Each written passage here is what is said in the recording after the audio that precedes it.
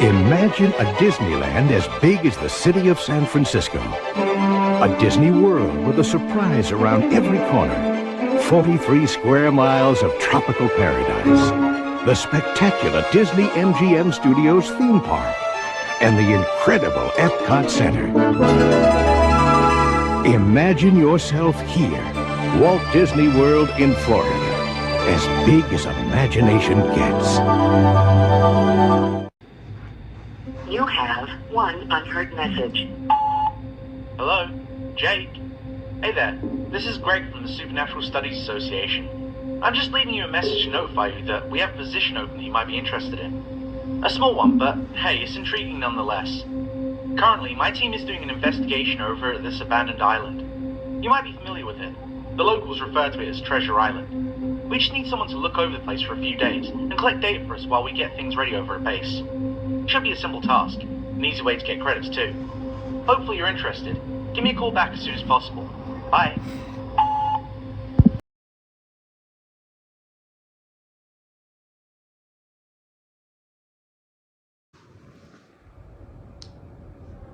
Some of you may have heard that the Disney Corporation is responsible for at least one real-life ghost town. Disney built the Treasure Island resort in Baker's Bay in the Bahamas. It didn't start as a ghost town.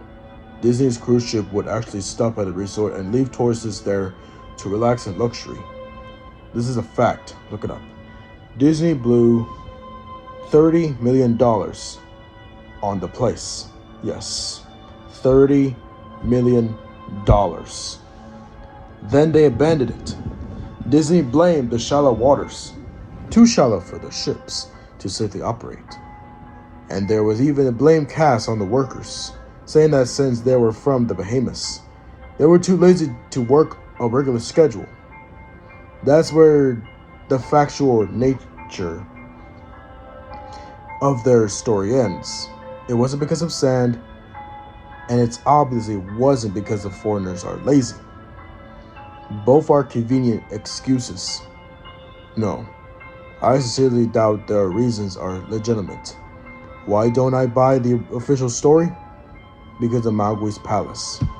Near the beachside city of Emerald Isle in North Carolina, Disney began construction of Mowgli's Palace in the late 90s. The concept was a jungle-themed resort with a large, you guessed it, palace in the center of the whole thing. If you're unfamiliar with the character Mowgli, then you might remember the story about the Jungle Book. If you hadn't heard of it or seen it, you know it's a Disney cartoon that dedicates in the past.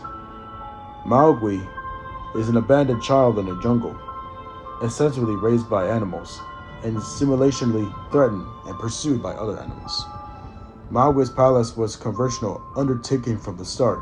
Disney brought up a ton of high-priced land for the project, and there was actually a scandal surrounding some of the purchase. The local government claimed the entire domain on people's homes. Then they turned around and sold the properties to Disney. At one point, a home that had just been constructed was immediately condemned with little to no explanation. The land grab by the government was supposedly for some fictional highway project. Knowing full well what was going on, people started calling it Mickey Mouse Highway. Then there was a concept art. A group of stuffed shirt from Disney Co. actually held the city meeting. They intended to tell everyone how luxurious this project was going to be for everyone. When they showed the concept art, the gigantic Indian palace surrounded by jungle, staff men and women in loathing clothes and triple gear, well, suffice to say everyone flipped their shit. We're talking about the large Indian palace, jungle, and loathing clothes not only in the center of a relatively wealth area, but also somewhat exponorific area of the southern USA. It was a questionable mix at a point of history. One member of a crowd tried to storm the stage, but he was quickly subdued by security after he managed to break one of the presentation boards over his knee. Disney took that community and essentially broke it over its knee as well. The houses were razed, the land was cleared, and there wasn't a damn thing anyone could do or say about it.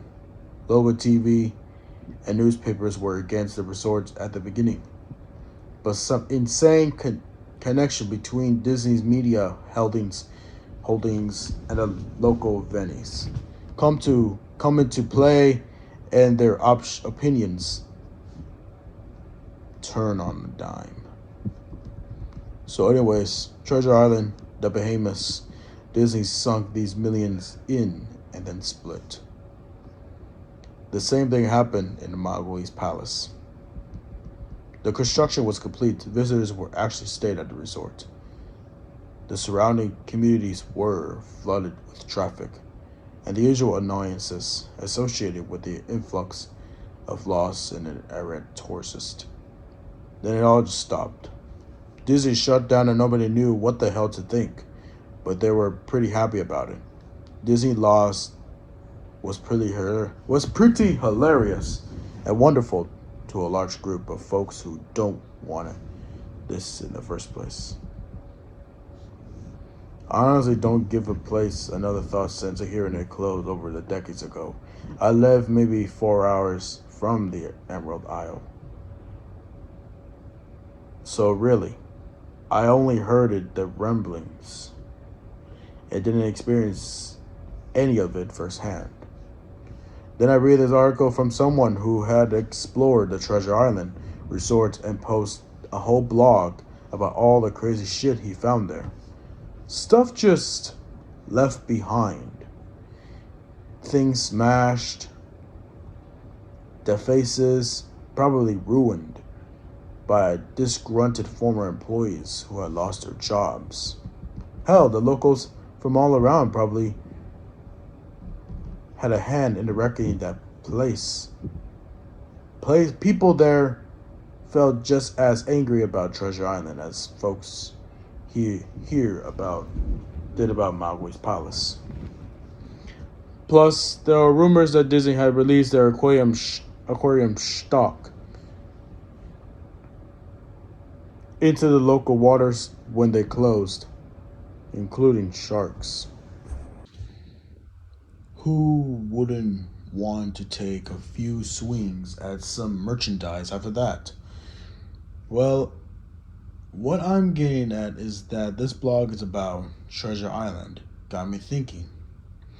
Even though many years had passed since its closing, I figured it might be cool to do some urban exploration at Mowgli's Palace. Take some photos, write about my experience, and probably see if there was anything I could take home as a memento. I'm not going to say I wasted no time in getting there, because honestly, it took me another year after I first found that Treasure Island article to get around to going up to Emerald Isle.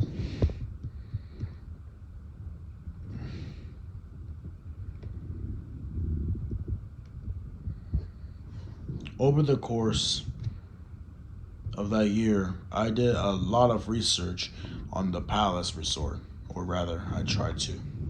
Naturally, no official Disney site or resource made any mention of the place that had been scrubbed clean. Even odder, however, was that nobody before myself had apparently thought to blog about the place or even post a photo. None of the local TV or newspaper sites had one word about the place. Though that was to be expected since they had all swung Disney's way. They wouldn't be out there laundering their embarrassment, you know. Recently, I learned that corporation can actually ask Google for examples to remove links from search results. Basically, for no good reason. Looking back, it's probably not that nobody spoke of the resort, but rather their words were made inaccessible. So in the end, I could barely find a place. All I had to go on was an old as hell map I've received in the mail back in the 90s. It was a promotional item sent out to people who had recently been to Disney World. And I guess since I had been there in the late 80s, that was recent. I didn't actually intend to hang onto it. It just got shoved in with my books and comics from my childhood. I only remember it months into my research, and even then, it took me another few weeks to locate the storage bin my parents had shoved it all into. But I did found it.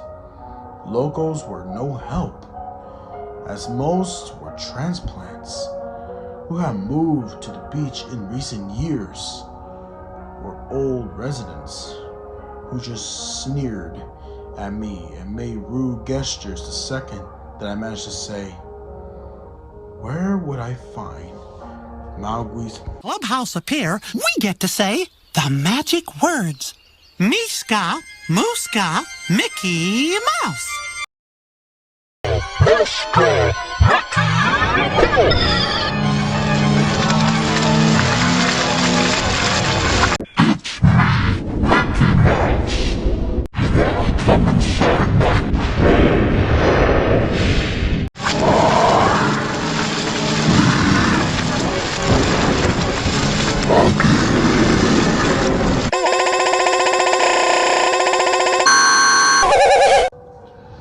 The drive took me through the inordinary long corridor of overgrowth, tropical plants that had run rampant and overpopulated the area mixed with the native species of flora that actually belonged there and had tried to reclaim the land.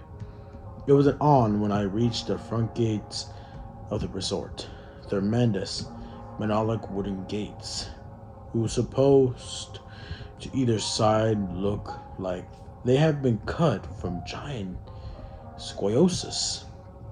The gate itself has been gouged in several places by woodpeckers and eaten away at the base by burrowing insects. Hanging on the gate was a sheet of metal, some random scrap, with handprinted letters scrawled in black. Abandoned by Disney. Clearly the hand-eye work of some past locals or an employee who wanted to make some small protest. The gates were open though, enough to walk through, but not drive. So grabbing my digital camera and the map, whose flip side showed the layout of a resort, I set off afoot. The inner grounds of the place were just as overgrown as the entryway. Palm trees stood untended and rag among piles of their own coconuts. Banana plants similarly stood in their own stinking. The bug riddle of refuse. There was this sort of a clash between order and chaos, as carefully planted rows of the perennial flower mixed with the obnoxious tall weeds, and stinking blackened mushrooms. All that remains of any outdoor structures were broken. Rotten wood and various cheddar bits of unidentified material.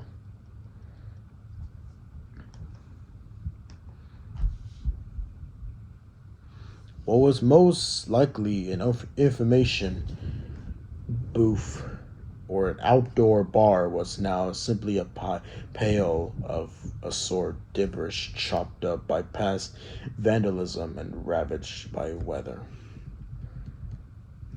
The most interesting thing on the ground was a statue of Baloo, the friendly bear from the Jungle Book, which stood in a sort of a courtyard in front of the main building. He was frozen in a jovial wave toward no one, staring into empty spaces with a silly, toothy grin as bird shit covered a whole swath of his fur and vines ensnare his platform. I approached the main building, the palace, only to find the outside of the building covered in graffiti where the original paint had been peeled and chipped away. The front door weren't just open, but they had been taken off their hinges and were stolen. Above the front doors were the gaping maw where they had been. Someone had once again painted abandoned by Disney. I wish I could tell you about all the awesome stuff I saw inside the palace. Forgotten statues, abandoned cash registers, a full-fledged secret society of homeless bums. But no. Inside of the building was so stark, so bare, that I actually think people had stolen the modeling of the walls. Anything that was too big to steal, counters, desks, giant fake trees, they were all resting amid this empty echo chamber of equivalent every step take a slow rat attack of a machine gun. I checked the floor plan and headed to all the locations that might seem in any way interesting. The kitchen was, as you imagine, an industrial fruit prep area with all the appetizers and space. No expenses spread. Every glass surface was broken, every door knocked off its hedges, every metal surface knocked and dented. The entire place smells like a very old piss. The huge freezer, not even remotely cool now, had row upon row of empty shelf spaces. Hooks hang from the ceiling, probably for hanging cuts of meat. And as I stood inside for a moment, I noticed they were swinging. Each hook swung in a random direction, but their movements were so slow and small that it was almost impossible to see. I figured it had been caused by my footsteps, so I stopped one from swinging by clenching it in my fist, then carefully let it go. But within seconds, it started to swing once more. The bathrooms were in much of the same state as the rest of the place. Just like the Treasure Island resort, someone had medically smashed each porcelain commode with coconuts and other emplacements. There was about a half-inch of rancid, stinking, stagnant water on the floor, so I didn't stay there very long. What's odd is that the toilets and the sinks and the bidets in the ladies' room, yes, I went there, all dripped, leaked, or just ran freely. It seemed to me that they should have shut the water off long ago. There were plenty of rooms in the resort, but naturally I didn't have time to look through them all. The few I did peer into were similarly wrecked, and I didn't expect to find anything there. I thought there was actually a television or a radio in one room, as I really think I heard a quiet conversation coming out, though it was like a whisper, probably my own breathing echoing in the silence. or just another case of the sound of the floating water playing tricks on the mind. This is what it sounds like. I don't believe it. Shorts unknown rapidly. I didn't know that. I didn't know that. Your father told you? Unknown rapidly, or possibly just weeping. I know that sounds ridiculous. I'm just telling you what I experienced. Why I thought there might have been something running in that room, or worse, some virgins who hole up there that probably would have knifed me. At the front doors of the palace again, I figured it hadn't found anything of note and had wasted the trip up. As I look out the door, I notice something interesting in the courtyard that I had apparently missed. Something that would give me at least one thing to show for all of my trouble, even if it was just a photograph. There was a lifelike statue of a python, maybe 8 feet long, legs, coiled up and sunning itself on a pedestal right in the center of the area. It is almost time for the sun starts setting, so the light fell onto the subject in the perfect way for the photograph. I approached the python and snapped the photo. Then I stood on my toes and snapped another. I moved closer again to get the detail of its face. Slowly, casually, the python lifted its head, looked directly into my eyes, turned and slid off the pedestal across the grass and into the trees. All 80 feet of it. Its head long disappeared into the woods before its tail even left the stunning spot. Disney had released all their exotic animals onto the grounds. Right there on my floor plan map was the reptile house. I should have known. I read about the sharks at Treasure Isle, and I should have known they've done this. I was dumbfounded, just utterly stupefied. My mouth mustn't have been hanging up open for the longest time before I come back down to earth and snap it shut. I blinked for a few times and blinked backing away from where the snakes had been, back towards the palace. Even though it was totally gone, I still wasn't thinking any chances at backing my way into the building. It took a few steps. It took a few deep breaths and slap on my own face and get myself right in the head again. After that, I looked for a place to sit down as my legs were feeling a bit like jelly at that point.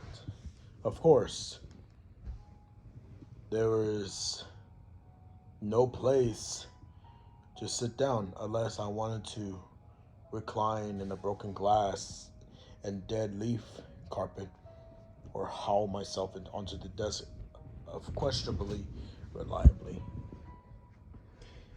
I had seen some stairs near the palace lobby. I decided to go have a seat there until I felt better. The staircase wasn't far. The staircase was far enough away from the front of the building to the relatively clean, save for the starting a communication of dust. I pulled a wedge of metal off the wall, once again painted with the abandoned by Disney motto. I become accustomed to. I placed the wedge on the stairs and sat on it to keep it at least somewhat clean. The stairways led downwards below the ground level. Using my camera flash as a sort of a improvised flashlight, I could see what the staircase ended in the meth door with a padlock. A sign on the door, a real sign, read, "Mascots only. Thank you." This perked up my spirits a little bit for two reasons. One, a mascots only area would have definitely had some interesting stuff back in the day. And two, the padlock was still in place. Nobody had gone down there. Not the vandals, not the looters. Nobody. There was the one place that I could actually explore and perhaps find something interesting to photograph or wantedly steal. I had to come to the place to sensibly agree with myself that it was okay to take anything I wanted. Because, hey, abandoned. It didn't take much to bust the lock. Well, actually, that's wrong. It didn't take much to bust the metal plate on the wall that the padlock was hooked to. Time and decay had done most of the work for me. I was able to bend the metal plate enough to pull the screws out of the wall. Something nobody else had apparently thought of or hadn't been able to do at the time. The mascots only area was startling and very welcome change from the rest of the building I'd seen. For one, every second and third fluorescent light overhead was illuminated, even though they flickered and faded randomly. Also, nothing had been stolen or broken, even if age and exposure was definitely taking their toll. Tables had no pad. There were clocks. Even a pinning clock on the wall complete with filled out time cards. Chairs were scattered around and there was even a small break room with an old static-filled television and long rotted out food and drinks on the counters. It was like one of those post-apocalypse movies where everything is left in a state of evacuation. As I walk the maze-like sub-basement hallway of the mascots only areas, the sights just become more and more interesting. As I went further, desks and tables were knocked over, paper scatters almost melded with the damp floor, and a large carpet of mold was slowly overtaking the real rotting crimson floor covering. Everything was just sort of squashy. Anything wood disintegrated into mush. When I appealed, even the last amount of a forest, clothing items hanging on the hooks in one of those rooms simply fell into the moist threads if I tried to unhook them. One thing that annoyed me was that light was becoming more sparse and unreliable as I went further into the dark, suffocating depth of a place. Eventually, I reached a black and yellow stripped door with the words chapter character prep 1 Senskilled on it. The door wouldn't open at first. I figured this was probably where the costumes were kept, and I definitely wanted a photograph of that twisted, stinking mess. Try as I might, whatever angle or trick I tried, the door wouldn't budge. That is until I gave up and started walking away. That was when there was a slight popping sounds of the door cracked open slowly. Inside the room was completely dark, pitch dark. I used a camera flash to look for a light switch in the wall by the door. There's nothing. As I made my search, I was jarred out of a sense of excitement by a loud electrical buzz. Rows of light overhead suddenly flashed to life, flickering and fading in and out, like the rest I had passed.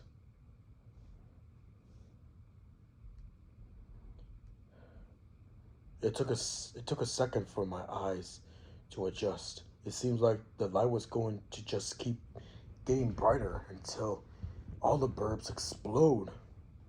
But just when I thought it would reach that critical stage,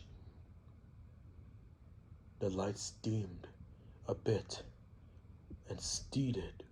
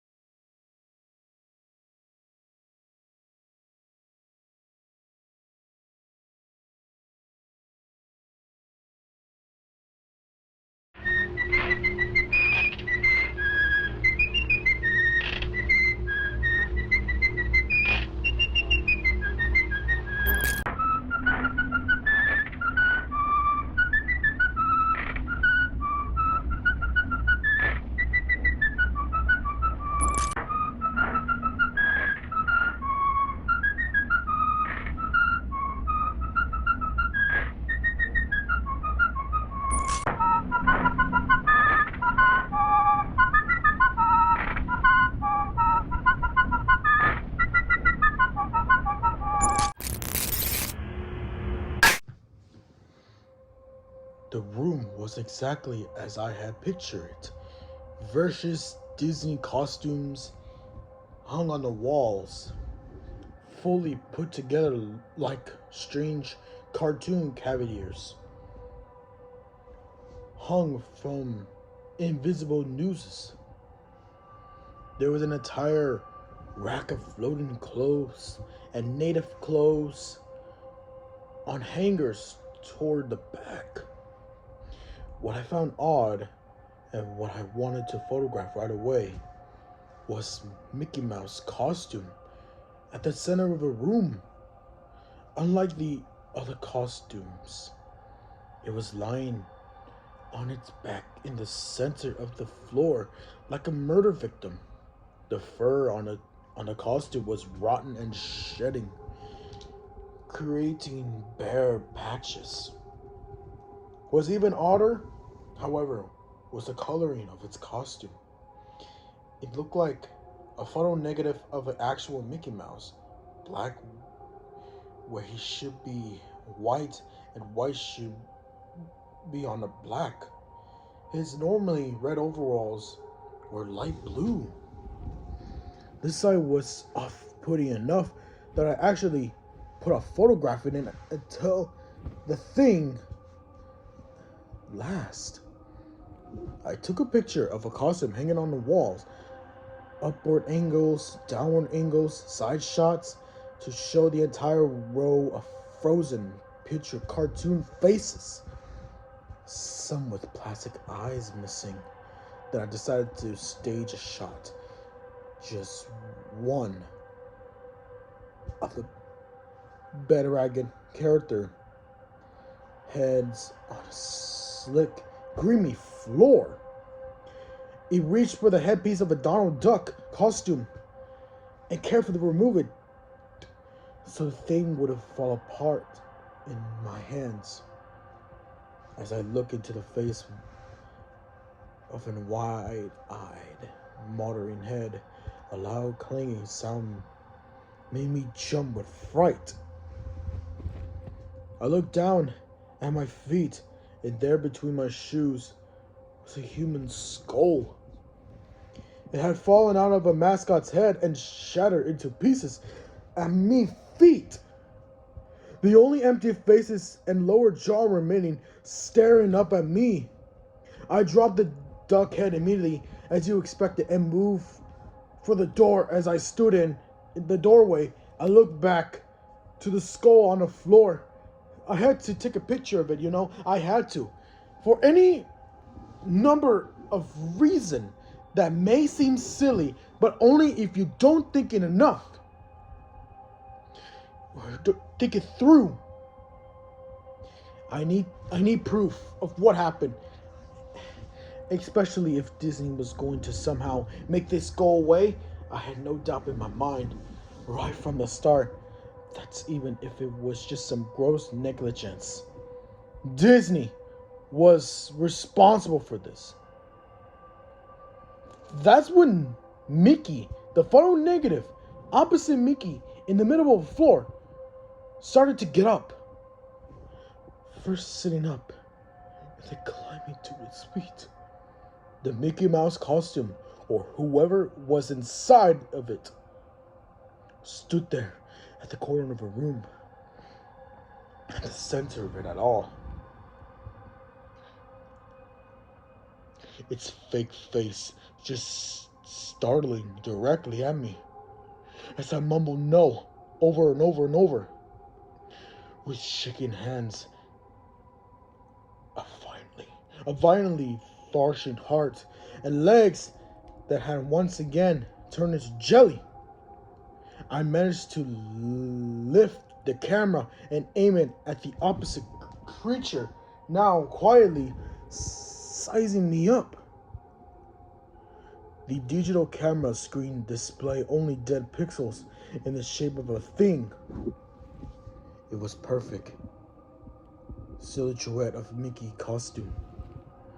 As the camera moved in my unsteadily hands, the dead pixels spread and merged in the screen wherever Mickey's outline moved to. Then the camera died. It went black and quiet. It went to black and quiet and broken. I raised my eyes once again to the Mickey Mouse costume. Hey, you want to see my hair come off? It's startled to pull at its own head, working its clumsy, glove-clawed fingers around its neck with clawing, impatient movements similar to the wounded man was trying to pull himself free of a predator's jaw. As it worked its digits, turned its neck. So much blood, so much thick, chunky yellow blood. I turned away as I heard a sickening tearing of clothes and flesh. Only care about getting away. Above the doorway out of this room, I saw the final message clawed into the metal with bones or fingernails. Abandoned by God. I never got the picture out of that camera. I never wrote a blog entirely about it. After I ran from that place, fled for my sanity, if not my very life, I knew why Disney didn't want anyone to know about this place. They didn't want anyone like me getting in. They didn't want anything like that getting out.